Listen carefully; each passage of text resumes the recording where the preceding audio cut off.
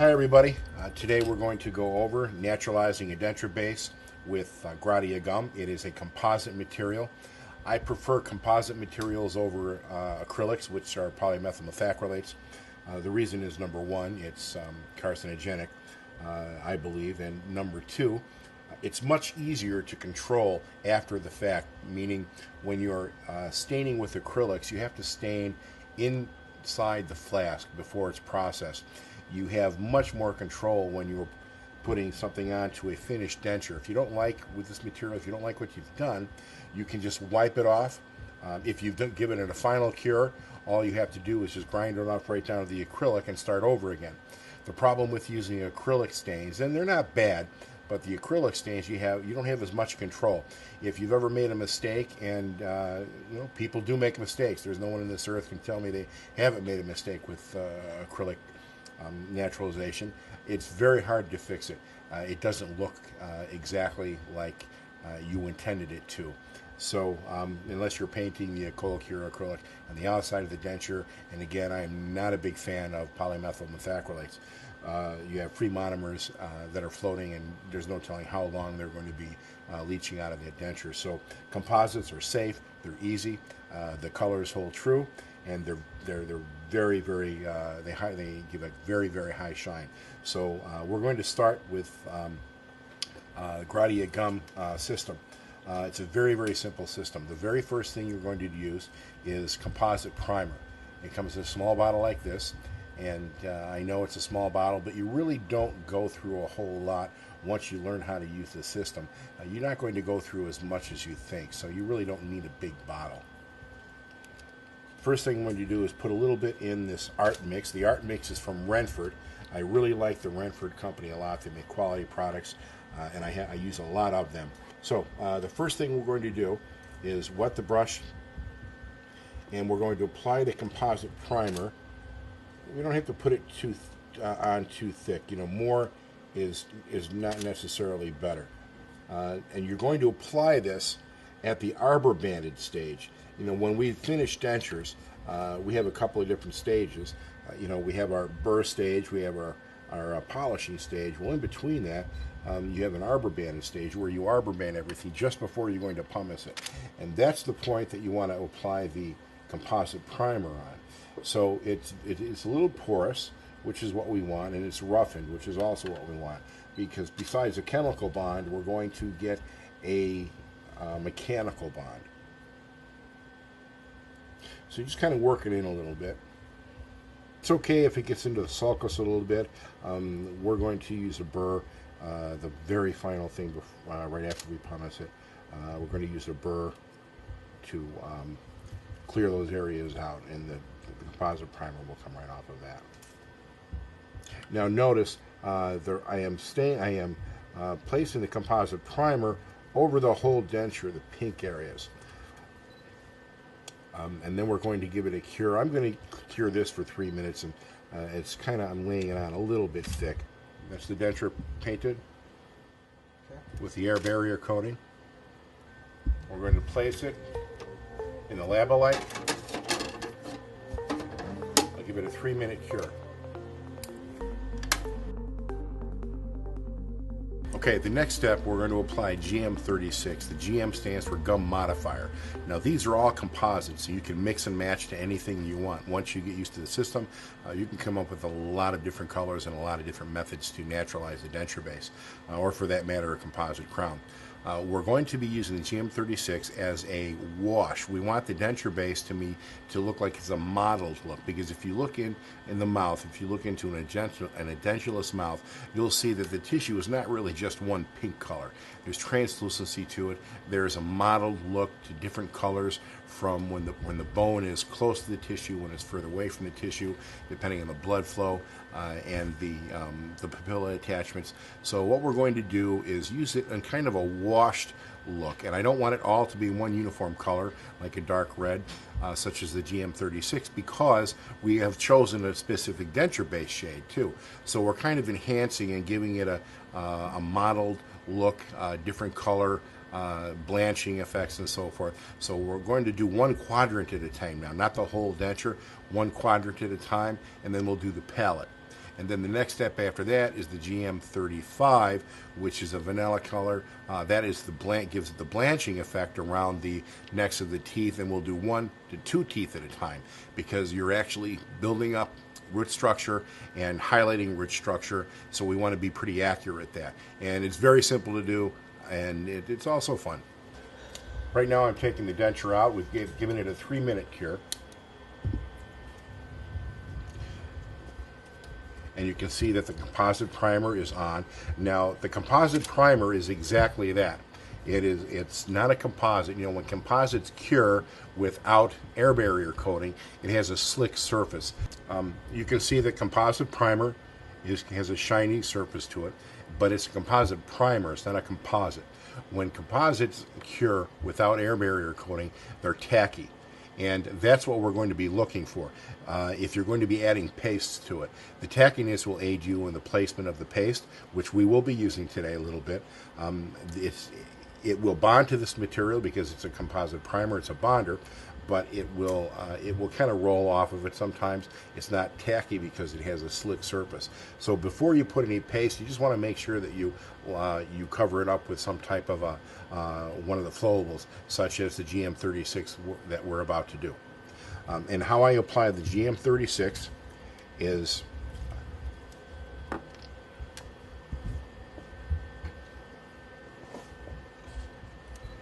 I'll put some of the GM36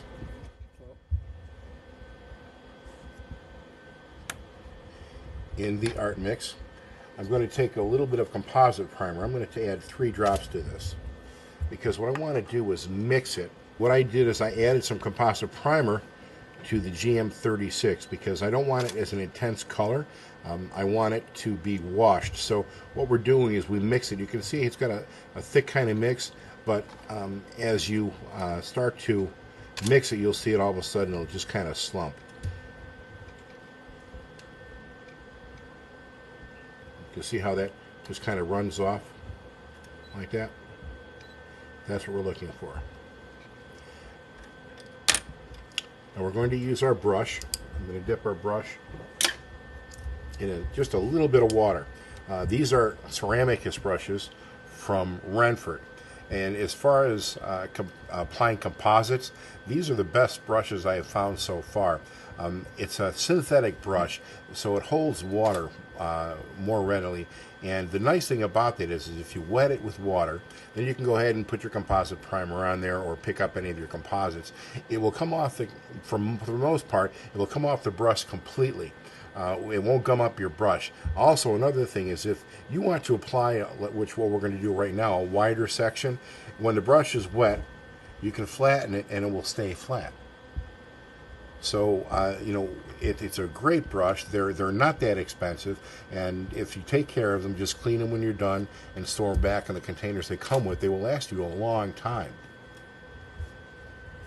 So we pick up a little bit after we've placed it, or we've mixed it, and all we're going to do is just wipe it on, kind of a mottled look. Now you can see the denture base showing through on some of the pieces. On some of the places. We can go up in between the embrasures, and you might want to do it a little thick down, lay a line down here like this.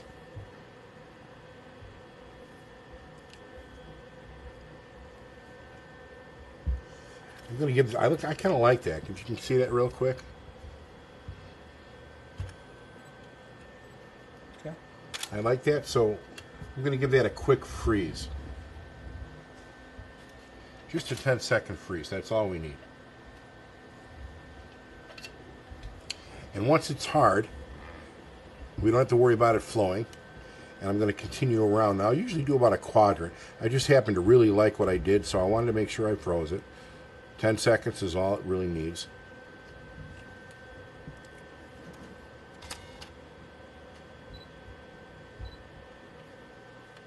And again, if you make a mistake with this, you know, it's not to worry, because all we have to do is either wipe it off if at this stage, or you can grind it off if you've taken all the way to the curing stage.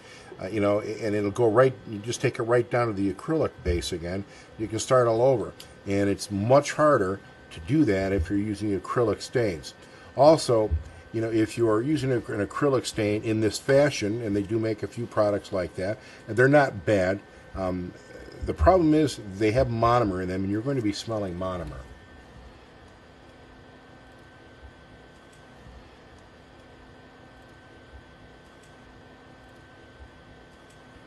So when you're using a methyl methacrylate, you know, you have to be in a well-ventilated area. Otherwise, you are going to smell the monomer, and you'll get a headache, or maybe get stoned. And then when you come down, you're going to come down real hard.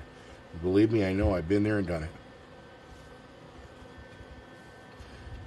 Okay, so I have done the whole buccal surface. And I want to compare the two. I'm not looking for anything that is completely and totally bilateral. You know, it can be different. I might add a little bit more over here. And right around the borders, or maybe I'll just leave that. Okay, so now we're going to do the palette. And the same thing with the palette. All I'm going to do is just kind of wash it, just like this. Now, what I'm going to do with the palette is just keep the darker up here. I think I need to mix a little bit more.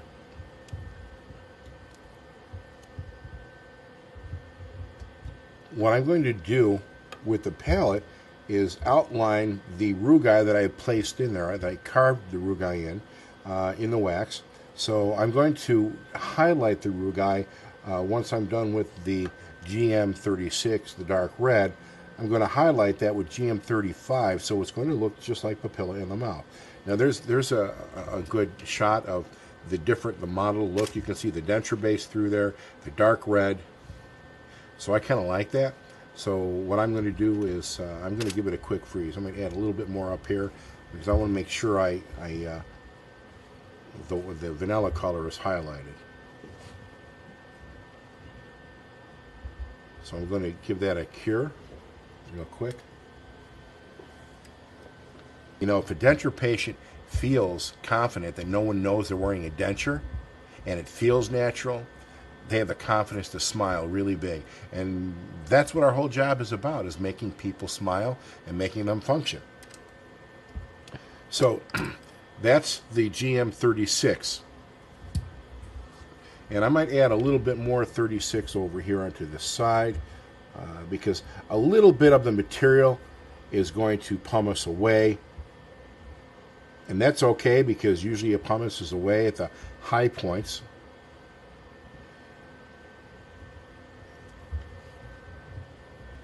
So what's left is the natural looking tissue.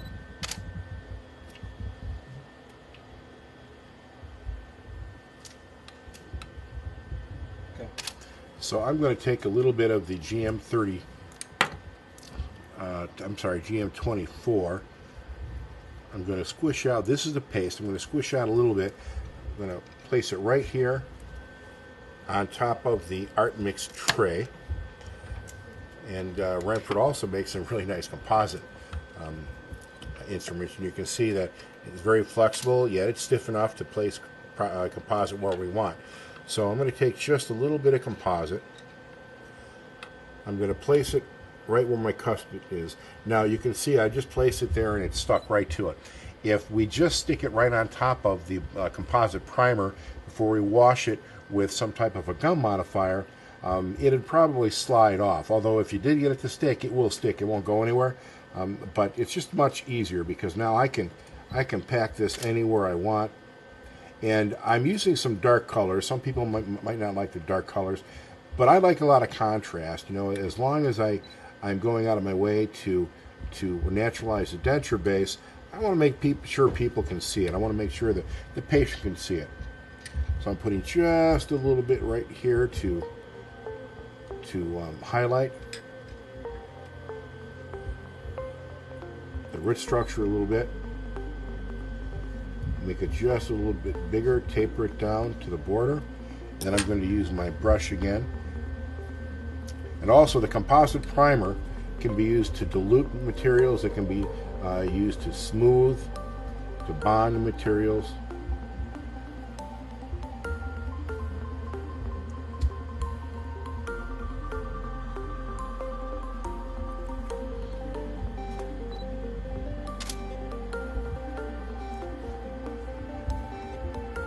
So what I'm going to do is freeze that.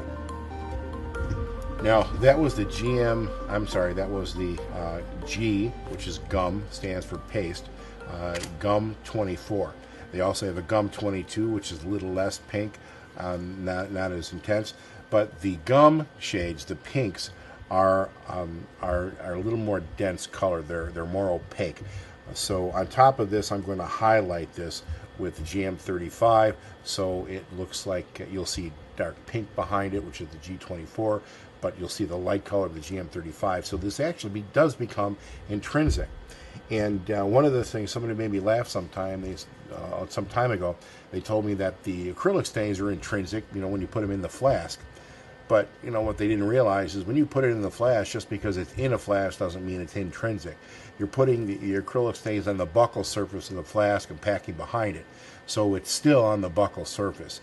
It's just a matter of how you layer your acrylic. And again, if you make a mistake, it's very hard to fix. That's why I really like composites. And plus, they're odorless, colorless. I don't know if they're tasteless. I never put it in my mouth. But okay, now I'm going to add a little bit of composite. The G again, 24 to the other side. A little bit of an angle back because the teeth are not straight up and down in our mouth.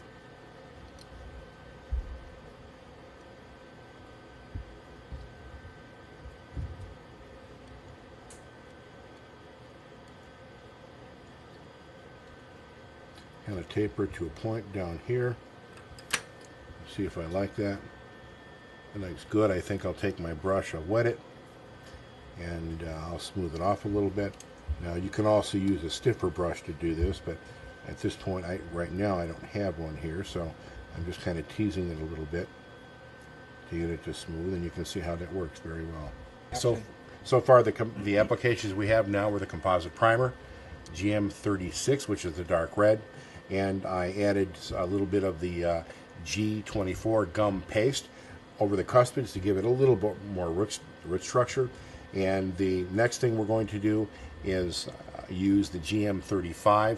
That's the vanilla color, and that is going to mimic the blanched tissue around the collars of the teeth, the necks of the teeth, root structure, and papilla. And that's also very, very simple to use. Although with the GM35, we're actually going to build up root structure, so we are not going to dilute the GM35. To wet my brush, a little bit of water, put some composite primer on there, and I'm going to start by picking up a little bit of the GM35, and you'll get used to using it. It's kind of stringy. Now, one of the things about anatomy in the mouth, the first molar has 2 roots to the buccal surface, and I've always wondered why people just put one lump like that. Why don't we just go ahead and put the 2 roots to the buccal surface, like this.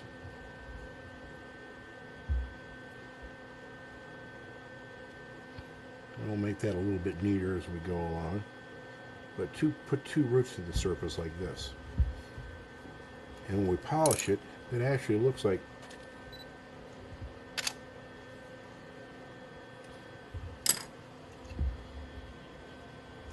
the roots of a first molar now.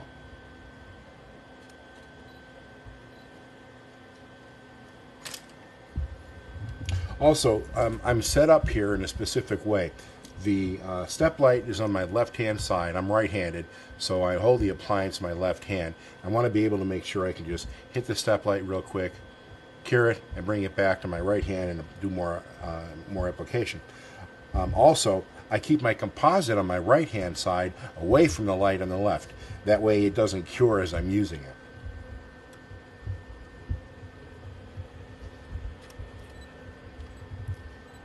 Okay, so we're putting the lighter color around the second bicuspid now, where we're just elongating it, a little bit of root structure to it, making it a little bit thicker up here, drawing down the root structure just like this.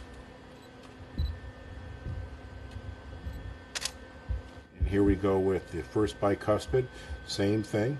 Now what we can do is make a longer root structure if we wanted to come. We can come all the way down. Just kind of tease the material, come all the way down like that. Some of this will polish away. And again, what's left is going to be exactly what we're looking for. Here's the lateral.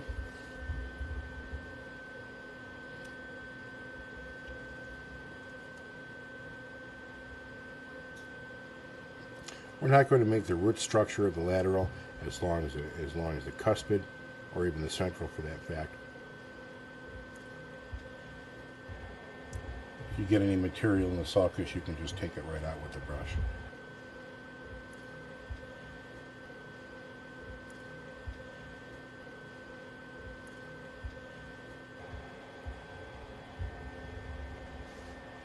Do is highlight each side of the papilla with just a little more GM36.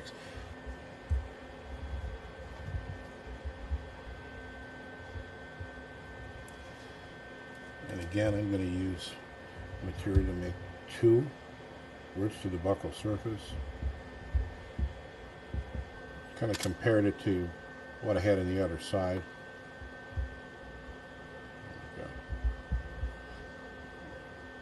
I want it to be similar. It doesn't have to be exact, but I kind of like it to be similar to what I had on the other side. To give it an optical illusion, I'm going to put a little bit more on each one of these root structures here, like this. So put a little bit of dark red right in between there. So it highlights the 2 buccal surface roots. Just like that. So now they show up a little bit more. Buccal surface.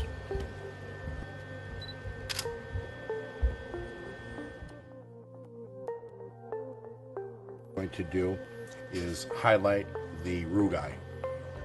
Okay, it's very simple to do.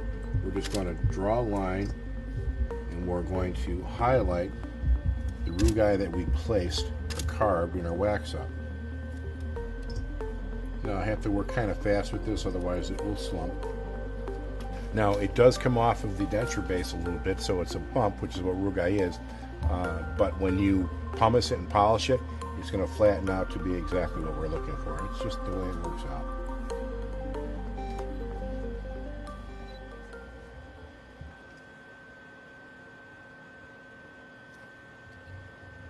And I'm just freezing each line. It doesn't take long. Trying to make them look as natural as we can. Just to kind of fill that in. I think we're going to leave the rugae just like this now. When we cure this for a final cure and then pumice and polish it, it's going to smooth it down. It's going to blend it right in. So I'm pretty happy with the way this denture looks right now. Now the last thing that I'm going to do, I'm going to use a little bit of intensive color, number 8 blue. That's IC blue. And with a little bit of composite primer, I'm going to dilute the blue with a little bit of composite primer, say 3 drops. We'll mix this up. And I'm going to put this right around the border. What this is going to do is mimic the stretched part of the gum, which is engorged with blood. I'm going to do this all the way around this first quadrant, and then I'm going to wipe it off with a bigger brush.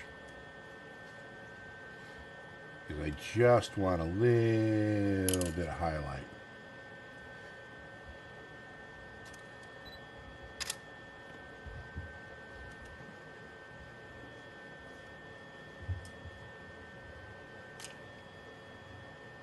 Kind of smashing it to mix it.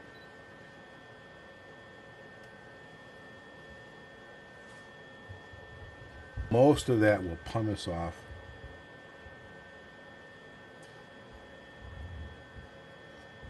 Which is what I want.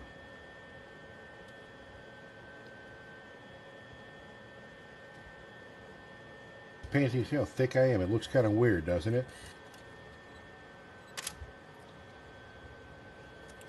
But remember, I want this to come off.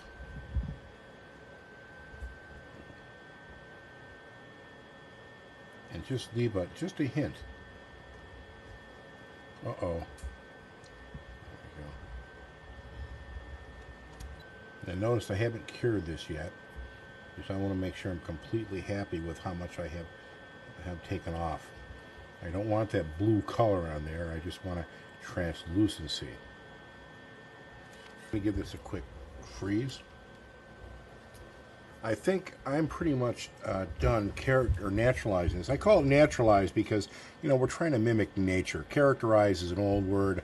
I believe it's a cheap word. So with that said, we're going to cover this denture with air barrier coating right now. And you need air barrier coating for one big reason. If we do not use air barrier coating when we give the final cure to a composite, and usually it's any composite, not just GC's material, but any composite, if you cure without air barrier coating, what happens is the oxygen gets to the composite, and when it cures, it will not be a complete cure. It will be porous. It will absorb odor. It will absorb stains like nobody's business. So we need to cover the denture completely with an air barrier coating. And the air barrier coating is very reasonably priced.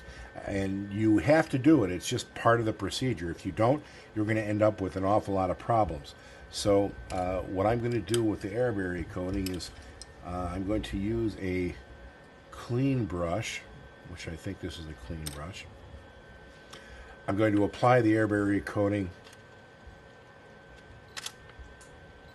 onto the denture just like this, probably onto one quadrant like this. I'm just going to tease it over the whole denture. I know it looks like a mess, but it does wash right off. It does not cure onto the denture. You know, if you run out of air barrier coating, there are things you can do. You can use Vaseline. You can probably use oil. Although I don't recommend any of those. You know, air barrier coating is manufactured to work with the product, so that's just in case you run out. You have options. Step is just the 3-minute cure. That's all it takes for a final cure. I'm going to put this in the Labolite, which is right up here. I'm going to close the door,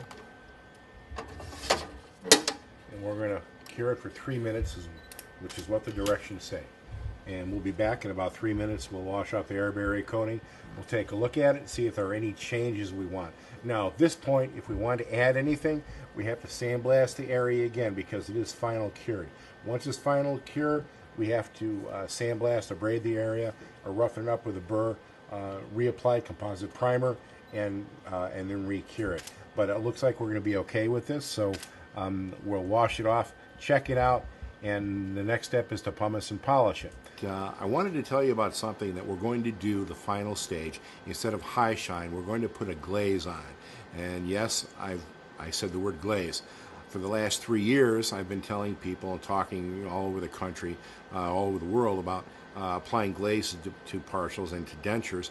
I've tried them, I've been there, I've done that, and I despise glazes. The reason is 6 months later, when these patients come back, these glazes attract tar, nicotine, any kind of stain, coffee, tea, and they come back and these patients, their dentures are covered with this, and it sticks to the glaze. So I swore I would never try another glaze, although on the other side of the coin, I'm always looking for new products. So I found a glaze, and it's actually manufactured by GC, and we'll talk about it as I'm using it. But I tried this glaze. I always try new products. I tried this glaze, and I couldn't believe it. It actually worked. It did what it said, and it only has a 3-minute cure. The other glazes I've tried were liquid acrylics. When you're using it, if you don't use it fast enough, all of a sudden it becomes stringy, and it has bubbles in it, and it has monomer in it. So again, you're going to be leaching monomer out of that denture into the patient's mouth. I'm not so sure how safe that is. There is another glaze that's an aerosol that is an actual acrylic, and the aerosol has monomer in it, and you have to use it under a fume cupboard. And again, I don't like monomer. So some of the other light cured glazes, they take 10 minutes to cure them, and it's a little too long because it takes so long to use it or to cure it, and they still absorb odors. What we're looking for is something that cures fast, that doesn't need an air barrier coating because it's not a complete composite. So we're looking for something that's ideal, and I think I have found it. I've had some cases in the mouth now for over 6 months. The patients have come back, and there has not been no tar, no nicotine, no coffee, no tea stains. So I'm hopeful that another 6 months are going to roll around. When they come back, we won't have any problems. So I think I found something finally that works. So you know what? In 6 months, I'll come back and I'll give it another yay or nay, and I have a feeling it's going to be a real good yay. So anyway, let's take a break, and we're going to come back, look at the denture when it's finished, and then we'll pumice, and we will apply the glaze, and then I'm going to go